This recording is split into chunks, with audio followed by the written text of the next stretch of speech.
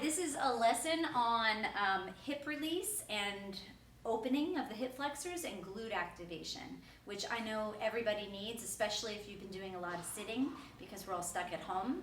So we're going to start out laying down on the ground. And in laying down on the ground, I want you to see if you can squeeze one glute. So if you squeeze your right glute, for example, your pelvis would tilt a little bit to the left. And relax that, Jana. And squeeze the left glute. And see if your pelvis tilts to the right. And relax it. So just to be able to tell, put your hands on your own hips. And squeeze the right glute again so that you can feel this right hip go up a little bit higher than the left, and relax it. And then squeeze the left. That's it. And relax it. She's going to squeeze both glutes, and she's going to notice that both hips go up. And relax. If she tilts her pelvis and squeezes, go ahead and do a pelvic tilt. This is not the glutes. This is going to be more of the hamstrings. Relax it back down. So the whole thing, the whole pelvis is going to go up like it's on an elevator and comes back down. So now that we've got glute activation by squeezing, we're going to take the right leg and we're going to bend it up. Your legs will be just a little bit apart, like, about a foot apart.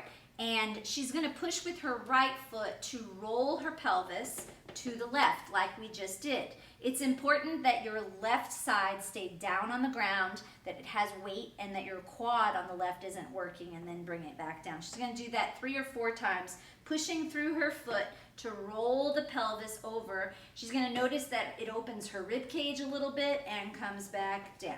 And again, the pressure is mostly through the heel. And we're really trying to make this an easy movement, not a hard movement. So this leg is relaxed. We're trying to find how can we open this hip and relax it back down, because it feels really good to open the hip. And again, press through the foot. Feel that this hip is getting open in the front and longer, and even the rib cage is lifting, and come on back down. Let's change to the other side. And the same thing. You'll notice as you do this other side, go ahead, Jana, that the two sides don't feel the same. That's okay. That's human nature. We're not exactly even. And roll back. It gives us a little color. And again, press through your foot and roll. But do make sure that the leg that is not pushing is really trying to stay inactive and allowing the weight to go onto that hip. Press through the foot and start to connect the pressure of the foot with the glute activation. The heel presses and you feel the glute lift, the hip opens and come back. And just one more, pressing through the hip on the left, opening up the ribs, feeling even the chest stay open, and come on back down. She's going to bend both legs up, and pressing through both feet now, we're going to lift the pelvis up, which is different than rolling the pelvis up. I want the hips to be pressing up into the air, right? And then finding the bend in the hip to come back down, as opposed to rolling down one vertebra at a time.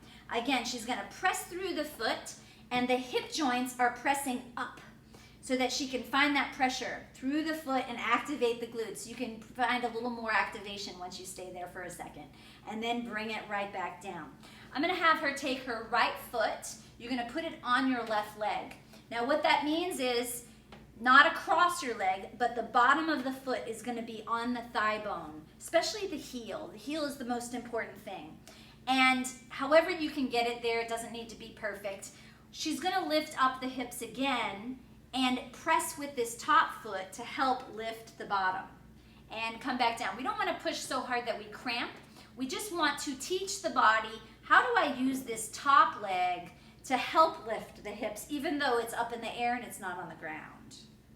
And one more time, press the top leg and it pushes you into the bottom leg, and then bring it back down. So we're just doing 3 on each side, other leg on, and finding that connection. Yeah, one foot fits better than the other foot on your leg. And then push through that foot to lift and bring it back down at the hip joint.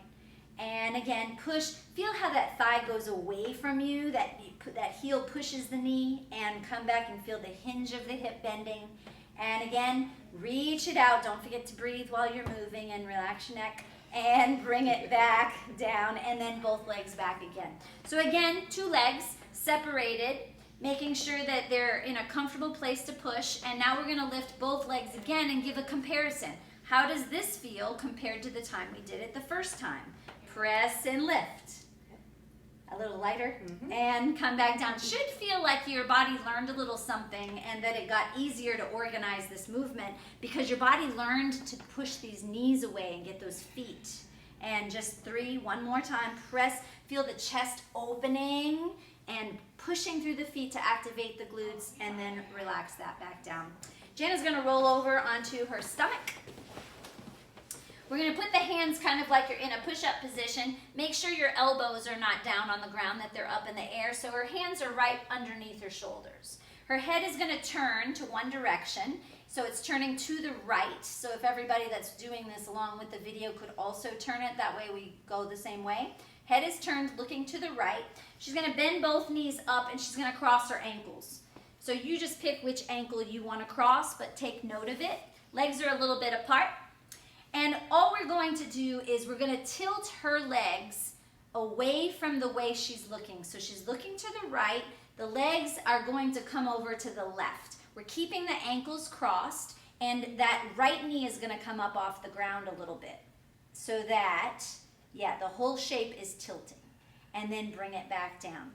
And again, pressing through to tilt just a little bit, not too high because I don't want a ton of work here. I want you to organize the movement, make it feel natural as much as possible. So how does the leg lift? How does the glute activate and the hamstring to bring the body in a rotation this way? And one more time like that. She's going to stay on this one, and she's going to peek up over her right shoulder. She's going to push with her hands like she's trying to see her feet. Up and over, up and over. You might not be able to, and down. Probably won't be able to. But go ahead and bring the legs over first. And then peek up over the shoulder so that we continue the movement through the spine. And then bring it back down. And just one more like that. Let the legs fall to the left. Peek up over. Don't make the movement too big. Make it easy and organized. And relax it. Good. Change your ankles to the other side. Change your head to the other direction. Looking to the left, we take the ankles to the right. The right knee comes off the ground slightly. Yes, which activates. You should feel that you got some activation in the hamstring and the glute here. And then bring it back down. And again, taking it up, keeping those feet and ankles in the same trajectory. And the space between the knees the same. And come back down, and just one more like that. Asking yourself, how much of this work is happening in my neck? Lots. Try to take it out of the neck. The neck doesn't run the bottom of the body, although sometimes it thinks it does. And again, take it over. Now we're going to stay there on this next one. She's going to push a little and peek over her shoulder like she's trying to see her feet, and then come on back down. It's important that you not just pick your head up, but that you actually act like you're peeking. So up and over, so peek, like I really think I could see it. There you go, exactly, because it makes your spine rotate to do that. And we're tricking you. And one more time, up and over, and yep, I think, yep, there's my feet. There they are, and come on back down and rest. Go ahead and roll onto your back. Yeah, and hug your knees into your chest. Just giving the lower back a little bit of relaxation, really pulling them in to let your low back sink long into the floor. And then go ahead and let your legs come down and straighten them all the way out. And just feel how much more open the front of your body is. And how your sacrum at the bottom of your pelvis is planted more firmly into the ground. The backs of your thighs might even be a little closer to the ground. And chest open.